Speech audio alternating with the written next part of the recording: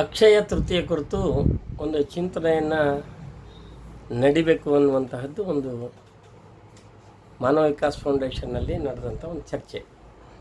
ಪ್ರಾಯಶಃ ಈ ಅಕ್ಷಯ ತೃತೀಯ ಅಂತಂದರೆ ನಾವೆಲ್ಲರೂ ಬಂಗಾರ ಕೊಳ್ಳೋದು, ಹೊಸ ಸಾಮಾನುಗಳು ಏನಾದರೂ ಮಾಡುವಂತಹದ್ದು, ಅಥವಾ ಗೃಹ ಪ್ರವೇಶ ಮಾಡುವಂತಹದ್ದು, ಹೊಸ ಆಸ್ತಿಯನ್ನು ಖರೀದಿ ಮಾಡಿದರೆ ಅದಕ್ಕೊಂದು ಆ ದಿನಕ್ಕೆ ಮಹತ್ವ ಇರ್ತದೆ ಅಂತಕ್ಕಂಥ ಒಂದು ಎಲ್ಲರೂ ನಾವು ಚಿಂತನೆಯನ್ನು ಅಂದ್ಕೊಂಡಿದ್ದೇವೆ. ಪ್ರಾಯಶಃ ಅಷ್ಟಕ್ಕೆ ಸೀಮಿತವಾದಂಥ ದಿನ ಅಕ್ಷಯ ತೃತೀಯ ಅಲ್ಲ ಅಂತಕ್ಕಂಥದ್ದು ನಮ್ಮ ಹಿರಿಯರು ಕೊಟ್ಟಂಥ ಮಾಹಿತಿಗಳು ನಮ್ಮ ಮುಂದೆ ಒಂದು ಆ ರೀತಿಯ ವಿಚಾರಧಾರೆಗಳನ್ನು ಇಡ್ತಾ ಇದ್ದಾವೆ. ಹಾಗಾದರೆ ಏನು ಅಕ್ಷಯ ತೃತೀಯ ದಿವಸ ಅಂತಂದರೆ, ಯಾವುದನ್ನು ನಾವು ಮಾಡ್ತೀವೋ ಅದು ಅಕ್ಷಯವಾಗ್ತದೆ. ಅದಕ್ಕೆ ಒಳ್ಳೆಯ ಕಾರ್ಯಗಳನ್ನು ಮಾಡಿ, ಒಳ್ಳೆಯದನ್ನೇ ಬಿತ್ತಿ, ಒಳ್ಳೆಯದನ್ನೇ ಬೆಳೀರಿ, ಒಳ್ಳೆಯದನ್ನೇ ಫಲ ಪಡೀರಿ ಅನ್ನುವಂತಹದ್ದು ಇದರದೊಂದು ಮಹತ್ವದ ಒಂದು ಸಂಗತಿ ಅಂತನ್ನುವಂತಹದ್ದು. ಹಾಗಾದರೆ ಅಕ್ಷಯ ತೃತೀಯದ ಹಿನ್ನೆಲೆಯಲ್ಲಿ ನಾವು ಯಾವ ರೀತಿ ಮಾಡಿದರೆ ಏನಾಗ್ತದೆ ಅಂತಕ್ಕಂಥದ್ದನ್ನು ನಾವು ಚಿಂತನೆ ಮಾಡುವಂಥ ಸಂದರ್ಭದಲ್ಲಿ ಇದರ ಇತಿಹಾಸ ಏನಂಗಾದರೆ, ಯಾರ್ಯಾರು ಈ ಅಕ್ಷಯ ತೃತೀಯ ದಿವಸ ಒಂದು ಮಹತ್ವಗಳನ್ನು ಮಾಡ್ಕೊಂಬಂದರು ಅಂತಂದೇಳಿ ನಾವು ನೋಡಿದಾಗ,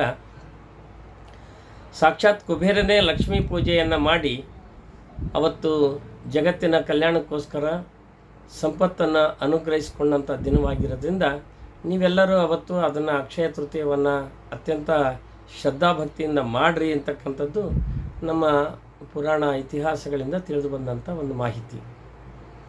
ಇನ್ನು ಎರಡನೇದಾಗಿ, ಗಂಗೆಯನ್ನು ಭಗೀರಥ ಅವತ್ತು ಒಲಿಸ್ಕೊಂಡ, ಈ ಜಗತ್ತಿನ ಜನರ ಕಲ್ಯಾಣಕ್ಕೋಸ್ಕರ ನೀನು ನೆಲೆ ನಿಂತು ಭೂಲೋಕದಲ್ಲಿ ನಿನ್ನ ಗಂಗಾ ಸ್ನಾನವನ್ನು ಅವತ್ತು ಯಾರು ಮಾಡ್ತಾರೋ ಅವರಿಗೆಲ್ಲರಿಗೂ ಪಾಪಕರ್ಮಗಳು ದೂರವಾಗಿ ಒಂದು ಪುಣ್ಯಕರ್ಮಗಳು ಅವರ ಬದುಕಿನಲ್ಲಿ ಬೆಳೆದು ಬರಲಿ ಅಂತ ಒಂದು ವರಪ್ರದಾನ ಮಾಡುವಂತಂದೇಳಿ ಭಗೀರಥ ಗಂಗೆಯನ್ನು ಕೇಳಿ ಆಶೀರ್ವಾದ ಪಡ್ಕೊಂಡಂಥ ದಿನ ಅಂತಕ್ಕಂಥದ್ದು.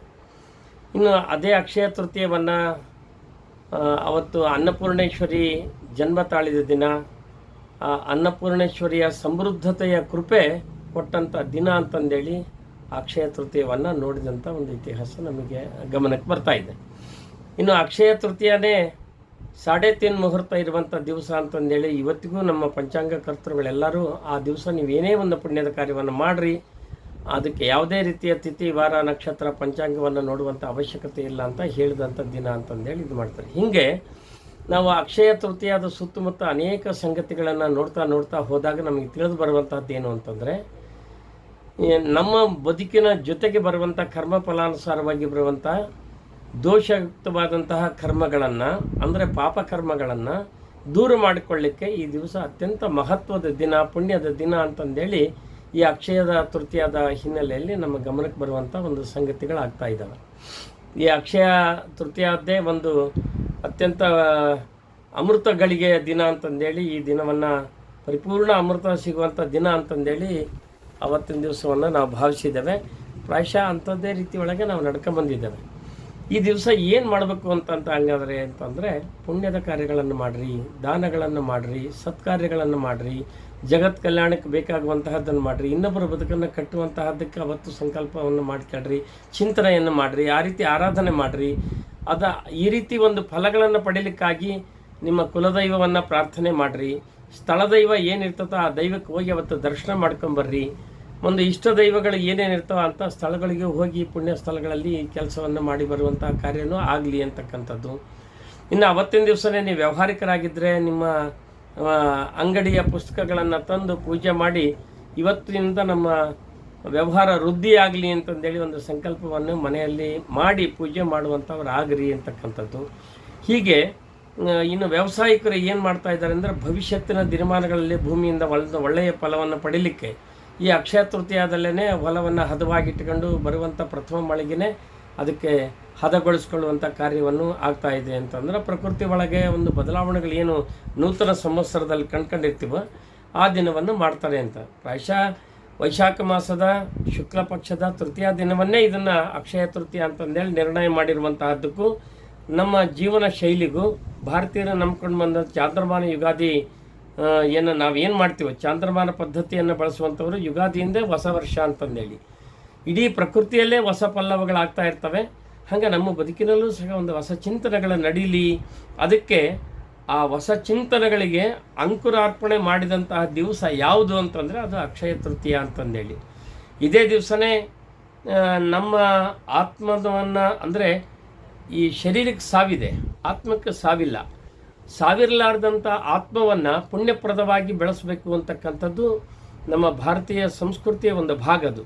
ಯಾಕಂದರೆ ಲೌಕಿಕತೆಗೆ ಎಷ್ಟು ಒತ್ತು ಕೊಡ್ತೀವೋ ಪಾರಮಾರ್ಥಿಕತೆಗೆ ಅಷ್ಟೇ ಸಮನಾಗಿ ಬದುಕಿನಲ್ಲಿ ನಾವು ನಡೆಸ್ಕೊಂಡು ಹೋಗಬೇಕು. ಆ ರೀತಿ ನಾವು ಅದನ್ನು ಮುನ್ನಡೆಸಬೇಕು ಅಂತನ್ನುವಂಥದ್ದು ನಮ್ಮ ಭಾರತೀಯರ ಧರ್ಮ ನಂಬಿಕೆಗಳಲ್ಲಿ ಕೊಟ್ಟಂಥ ಒಂದು ಪಾಠ ಇದು. ಈ ಹಿನ್ನೆಲೆಯಲ್ಲಿ ನಾವು ಈ ಅಕ್ಷಯ ತೃತೀಯ ದಿವಸವಾಗಿ ಒಂದು ಒಳ್ಳೆಯ ಚಿಂತನೆ, ಅಂದರೆ ಧ್ಯಾನ ಮಾಡಿರಿ, ಪೂಜೆ ಮಾಡಿರಿ, ಆಚರಣೆಗಳನ್ನು ಮಾಡಿರಿ. ಅವತ್ತೊಂದು ದಿವಸ ನೀವು 108 ಸಂಕಲ್ಪಗಳನ್ನು ಮಾಡಿಕೊಂಡು ಜಪಗಳನ್ನು ಮಾಡಿರಿ. ಅವತ್ತು ನಿಮ್ಮ ದೈವಗಳನ್ನು ಆರಾಧನೆಯನ್ನು ಮಾಡುವಂತಹದ್ದಾಗಲಿ, ಇಂಥ ಒಂದು ಒಳ್ಳೆಯ ಒಂದು ಚಿಂತನೆಗಳಿಗೆ ಅವತ್ತು ಒಂದು ಸಂಕಲ್ಪವನ್ನು ತೊಡ್ರಿ. ಈ ರೀತಿ ಮಾಡ್ತಾ ಹೋಗೋದ್ರಿಂದ ನಿಮ್ಮ ಬದುಕಿಗೆ ಒಂದು ವಿಶೇಷವಾದಂಥ ಶ್ರೇಯಸ್ಸು ಅರ್ಥ ಬರ್ತದೆ ಅಂತಕ್ಕಂಥದ್ದು ಅಕ್ಷಯ ತೃತೀಯದ ಹಿನ್ನೆಲೆ ಒಳಗಡೆ ನಡೆಯುವಂತಹದ್ದು. ಪ್ರಾಯಶಃ ಈ ಅಕ್ಷಯ ತೃತೀಯಕ್ಕೂ ನಮ್ಮ ಭಾರತೀಯರ ಬದುಕಿಗೆ ಭಾಳ ಒಂದು ವಿಶಿಷ್ಟವಾದ ನಂಬಿಕೆ ಇದೆ. ಶಿವಧರ್ಮವನ್ನು ಅನುಸರಿಸ್ಕೊಂತ ಹೋಗುವಂಥವರಿಗಂತೂ ಒಂದು ಅದ್ಭುತವಾದಂಥ ಸಂಗತಿಗಳು ಇದರಲ್ಲಿ ಸಿಗ್ತಾ ಹೋಗ್ತವೆ. ಏನದು ಅಂತಂದರೆ, ಶಿವ ಜಗತ್ ಕಲ್ಯಾಣವನ್ನು ಮಾಡಬೇಕು ಅಂತಂದೇಳಿ ಸಂಕಲ್ಪ ತೊಟ್ಟ ದಿನ ಯಾವುದು ಅಂದರೆ ಇದೇ ಅಕ್ಷಯ ತೃತೀಯ ದಿವಸನೇ ಸಂಕಲ್ಪ ತೊಟ್ಟಿದ್ದ ಅಂತಂದೇಳಿ.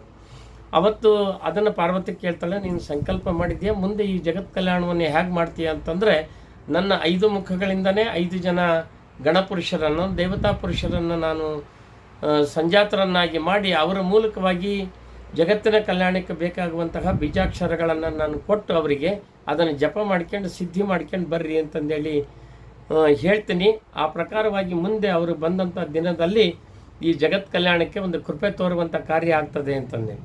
ಪ್ರಾಯಶಃ ಆ ಪ್ರಕಾರವೇ ಶಿವನ 5 ಮುಖಗಳಿಂದ ಬಂದಂಥ ರೇಣುಕರು, ಧಾರಕರು, ಘಂಟಾಕರ್ಣರು, ಧೇನುಕರ್ಣರು, ವಿಶ್ವಕರ್ಣರು ಅನ್ನುವಂತಹ 5 ಜನ ದೇವತಾ ಪುರುಷರು.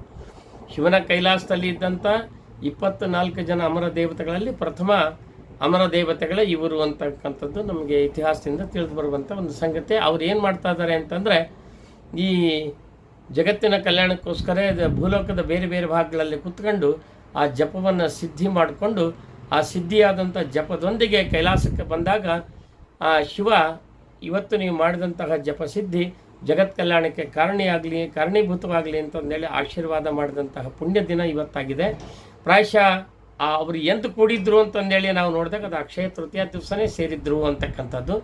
ಹೀಗೆ ಒಂದು ಇತಿಹಾಸದ ಭಾಗಗಳನ್ನು ನೋಡಿದರೆ, ಮಹಾಭಾರತವನ್ನು ಬರೆದಿದ್ದೆ ಇವತ್ತು ಆರಂಭ ಮಾಡಿದ್ದೆ ಅಕ್ಷಯ ತೃತೀಯ ದಿವಸ ಆರಂಭ ಮಾಡಿದ್ರು ಅಂತಕ್ಕಂಥದ್ದು.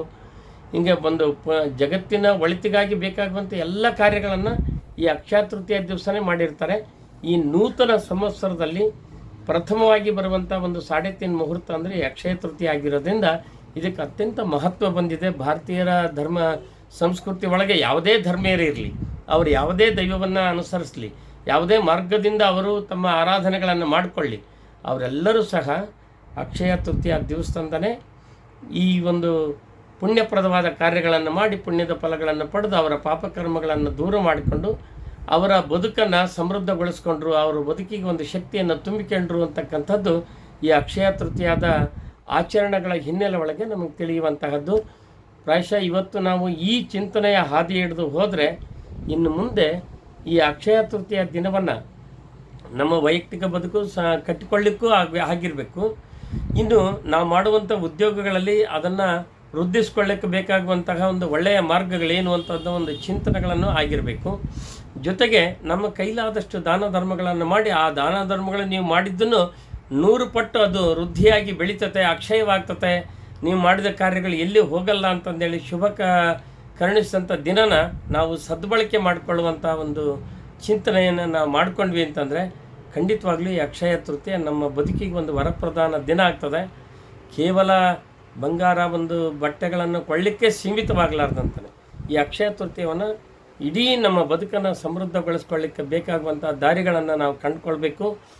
ಜೊತೆಗೆ ಬರೇ ದೇಹ ಪೋಷಣೆಗಾಗಿಯೇ ಬದುಕುವಂತಹ ಚಿಂತನೆಯಿಂದ ನಾವು ಹೊರಗೆ ಬಂದು ನಮ್ಮ ಜೊತೆಗಿರುವಂಥ ಆತ್ಮ, ನಾವು ದೇಹಕ್ಕೆ ಸಾವಿದೆ, ಸತ್ತ ನಂತರದಲ್ಲಿ ಈ ಆತ್ಮ ನಮ್ಮ ಶರೀರವನ್ನು ಬಿಟ್ಟು ಮತ್ತೊಂದು ಶರೀರವನ್ನು ಸೇರ್ತಾ ಇದೆ. ಆ ಶರೀರವನ್ನು ಸೇರಿದಾಗ ನಾವು ಮಾಡಿದಂತಹ ಪುಣ್ಯ ಕರ್ಮಗಳಿಂದ ಆ ಶರೀರದ ಜೊತೆಗೆ ಮುಂದೆ ಜಗತ್ ಕಲ್ಯಾಣವನ್ನು ಮಾಡುವಂತಹ ನಿಟ್ಟಿನೊಳಗೆ ನಮ್ಮ ಆಲೋಚನೆಗಳಿರಲಿ.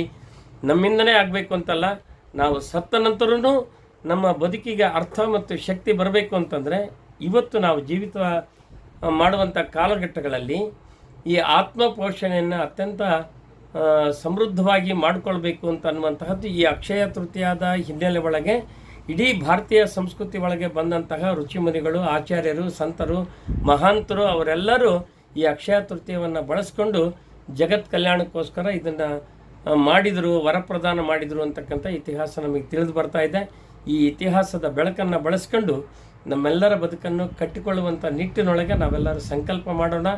ಇವತ್ತು ನೀವು ಮಾಡುವಂಥ ದಾನಗಳು, ನೀವು ಮಾಡುವಂತಹ ಪುಣ್ಯ ಕಾರ್ಯಗಳು, ನೀವು ಮಾಡುವಂತಹ ಸತ್ಕಾರ್ಯಗಳು, ಸಮಾಜ ಕಟ್ಟುವ ಕೆಲಸಕ್ಕಾಗಿ ಬಳಸುವಂಥ ಎಲ್ಲ ವಿಚಾರಧಾರೆಗಳು ಸಹ ಒಂದಕ್ಕೆ ನೂರಾಗಿ ಅದು ಬೆಳೆದು ನಮ್ಮ ಬದುಕನ್ನು ಕಟ್ಟಿಕೊಡಲಿ ಅಂತಹ ಒಂದು ಪ್ರಯತ್ನಗಳಿಗೆ ಭಗವಂತ ಎಲ್ಲರಿಗೂ ಒಂದು ಶಕ್ತಿಯನ್ನು ತುಂಬಲಿ.